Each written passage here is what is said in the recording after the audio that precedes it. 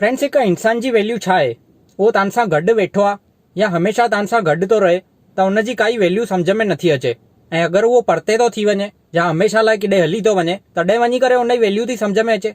नमस्कार friends, मुंहिंजो नालो आहे नरेश ऐं तव्हां ॾिसी रहिया आहियो सिंधियुनि जी मौज। तव्हांजो वरी खां हिकु दफ़ो मुंहिंजे चैनल ते स्वागत आहे। फ्रेंड्स, हिकु टीचर हुई जेका स्कूल में ॿारनि खे पढ़ाईंदी हुई।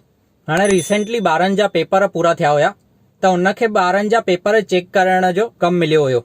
त हिकु ॾींहुं उहो पंहिंजे घर पेपर चेक करण वेठी हुई ऐं उनजो घोटु उन पासे में ई वेठो हुयो जेको मोबाइल में मशगूल हुयो ऐं काफ़ी टाइम खां गेम पियो खेॾे।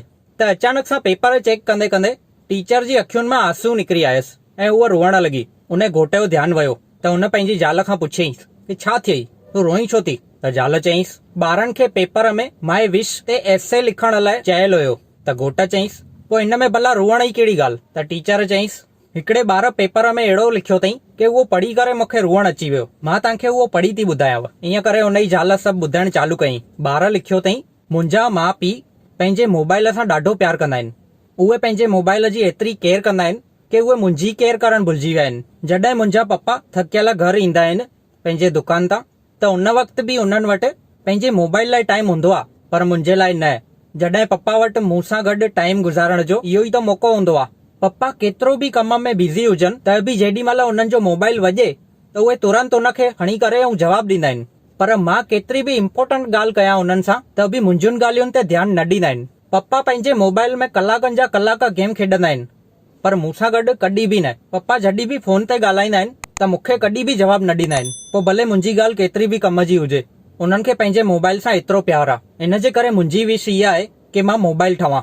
इहो ॿुधंदे ई घोट जी अखियुनि में बि पाणी अची वियो ऐं उहो इमोशनल थी वियो। उन पंहिंजी ज़ाल खां पुछियईं, इहो जे लिखियो अथई उन ॿार जो नालो छा आहे, केरु आहे उहो? त उन जी ज़ाल चयईंसि, हीअ पंहिंजी छोकिरी आहे जे इहो ऐसे लिखियो अथई। फ्रेंड्स, हिन कहाणीअ खां इहा सिख थी मिले कि मोबाइल भले ई हिकु कम जी शइ आहे, उहो पंहिंजनि सां जल्दी जुड़ी सघूं उन लाइ ठही आहे। पाण उन सां दुनिया जे कहिड़े बि कोने में हिकु सेकंड में पंहिंजनि सां ॻाल्हाए सघंदा आहियूं। पर अॼुकल्ह थी छा रहियो आहे? इहो मोबाइल ई पाण खे पंहिंजनि सां परते थो करे पियो। ऐं हिन में मोबाइल जी ग़लती कान्हे का, ग़लती माण्हूअ जी आहे। असां ई हिन खे पाण ते हावी थियणु ॾिनो आहे। त फ्रेंड्स, पंहिंजनि लाइ टाइम कढो।